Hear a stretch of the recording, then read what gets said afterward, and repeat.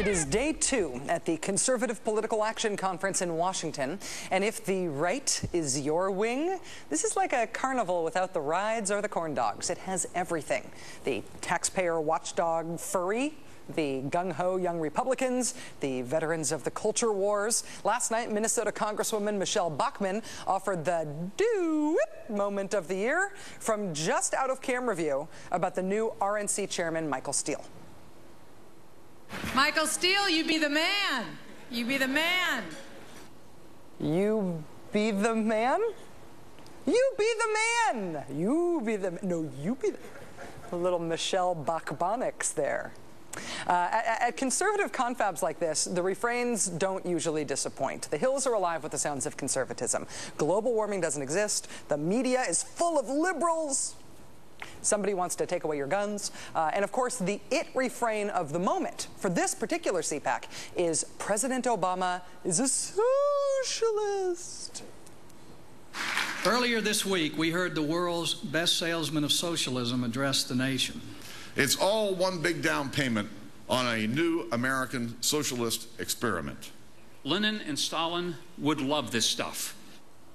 This he's a socialist thread in the conservative weave these days, it means different things to different people. When I hear Obama is a commie, I think you are not a serious person and I don't have to pay very much attention to the rest of the things that you say. That's one way to react. A politically conservative person might hear it and think, political epithet, political accusation. Oh no, these Democrats are going to make our country more like the dreaded Sweden. But there is a third way that Obama's a commie is heard by a big and poorly understood but powerful group of Americans. In 1995, a book came out called Left Behind, a novel of the Earth's last days. As you might expect, it is an apocalyptic tale of good and evil. It's about the end of the world, the rapture, the Antichrist. It's fiction, but it's based on the Bible's book of Revelation. Left Behind eventually became a 16-book series, and to date, get this, it has sold more than 65 million copies. 65 million. That's not a typo or a speako or whatever. 65 million. That is as many copies of Catcher in the Rye that have ever been bought ever, either for pleasure or to sate the insistence of 10th grade teachers. That is 10 million more copies sold than Merriam-Webster dictionaries since the start of Merriam-Webster dictionaries, and they have been on sale since 1898. About the first book in the series, the first Left Behind book, Reverend Jerry Falwell said this, quote, "In terms of its impact on Christianity, it's probably greater than that of any other book in modern times outside the Bible." So, what's the connection to Obama the socialist here? Well, Left Behind authors Tim LaHaye and Jerry Jenkins came to this studio the other night because they have a new book out that's called Luke's Story. It's part of a different series, but it's the same authors. When I asked them about their thoughts on the new presidency, Tim LaHaye immediately, without me prompting him, raised the Obama is a socialist meme. I hope it'll work, but it'll mean that everything conservatives have stood for years have been false. And the things that have made America great can be supplanted by socialism. And I think that's what it is. It's very cleverly packaged and conveniently presented socialism. You think that Obama is sort of a secret socialist who's hiding his real agenda? I don't know if he's hiding anything. I think he's just doing what he believes. He believes that government can control everything and supply everything and pay for everything and support everything and take, as he said, from the haves and give to the have-nots.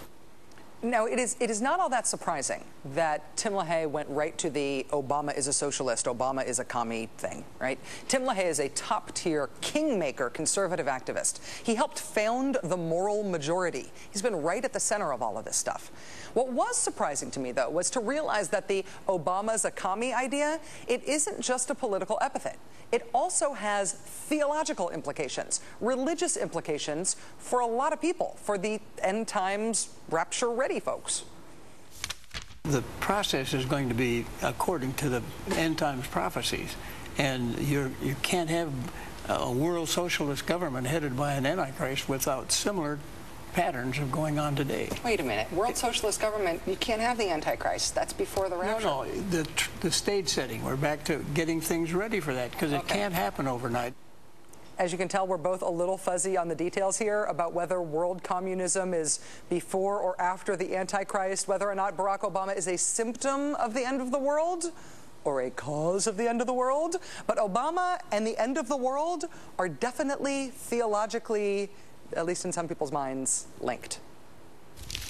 Talking about Christianity in broad terms is something that has been done publicly throughout the history of our country. Talking about very specific interpretations of Christianity that involve things like the Antichrist, that involve the rapture, that involve the end times. These are things that are more popular now than ever before because of your work, your cultural work in popularizing those ideas. Do you see those as having political implications? Is it part of your activism as a conservative activist in addition to being an evangelical to popularize those ideas? I don't think so. My concern is for the country.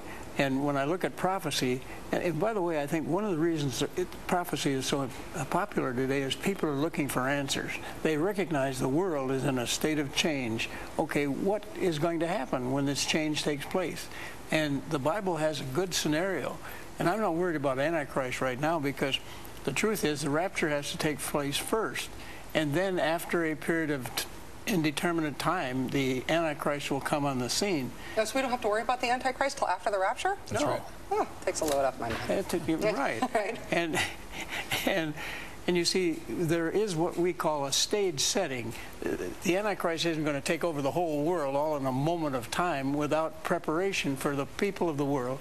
And you have to admit that some of the great intellectuals of our time believe that the only way you'll have world peace is to have world socialism. Now, they may call it something else, but it's where the government controls everything.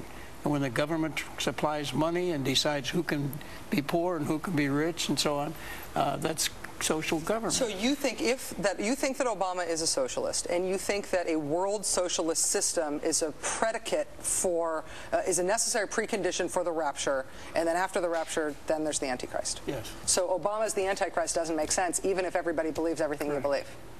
He might be a closet Christian. You know, he claims to be a Christian, so if he is, when the rapture takes place, he's out of here too. I know it's sometimes a little hard to follow, but fascinatingly, apparently another one of the reasons we can be fairly sure that Obama is not the Antichrist is because he's not popular enough.